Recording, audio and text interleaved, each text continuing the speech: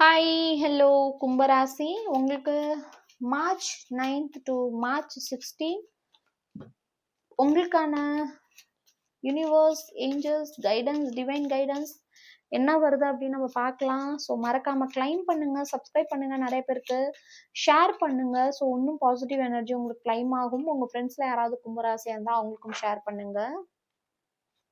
Okay,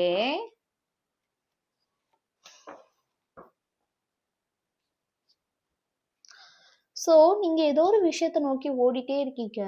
okay, நீங்க இருக்கிற எல்லா விஷயத்தையும் விட்டுட்டு போயிடலாமா, இவ்வளோ ஸ்ட்ரெஸ், இவ்வளோ ஒரு வேதனை, இவ்வளோ ஒரு இது தேவையா அப்படின்னு சொல்லி உங்க மனசு ரொம்பவே பாடாப்படுத்துது.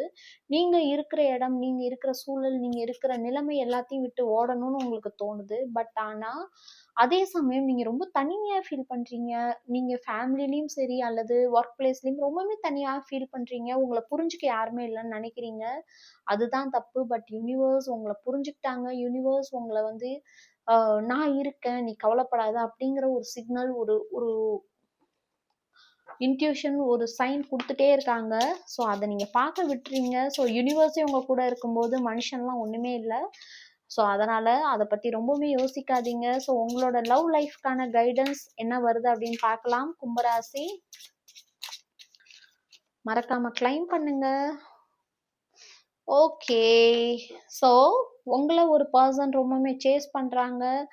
நீங்க இல்லாம அவங்களால இருக்க முடியல. உங்களை டிபெண்டா இருக்கணும். அதே மட்டும் இல்லாம நீங்க அவங்கள ஏதாவது சொல்லிடுவீங்களோங்கிற பயம் அவங்க மனசுல ரொம்பவுமே ஜாஸ்தியா இருக்கு. ஸோ ஒரு ஃபெய்த்தோட, ஒரு சர்ப்ரைஸோட அந்த பர்சன் உங்ககிட்ட வரப்போறாங்க. ஸோ அவங்கள நெக்லெக்ட் பண்ணாதீங்க. ரொம்ப பியூட்டிஃபுல்லான எனர்ஜி. தயவு செஞ்சு அவங்கள வேணான்னு சொல்லி ஒதுக்கிடாதீங்க. அவங்க யாரா வேணான்னு இருக்கலாம். ஸோ உங்க எக்ஸ், நியூ பர்சன் யாரா வேணான்னு இருக்கலாம். ஸோ உங்களுக்கான இந்த வாரத்துக்கான ஏஞ்சல் நம்பர் என்ன அப்படின்னு பார்க்கலாம். கும்பராசி மறக்காம கிளைம் பண்ணுங்க, சப்ஸ்கிரைப் பண்ணுங்க. 303.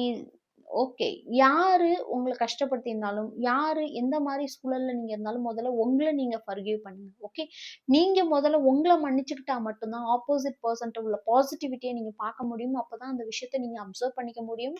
எப்போதுமே பாசிட்டிவிட்டியை நீங்க எந்த அளவுக்கு ஏத்துக்கிறீங்களோ, எந்த அளவுக்கு அந்த எனர்ஜி அப்சர்வ் பண்ணிக்கிறீங்களோ, அந்த அளவுக்கு உங்களோட லைஃப் பாசிட்டிவா மாறும்.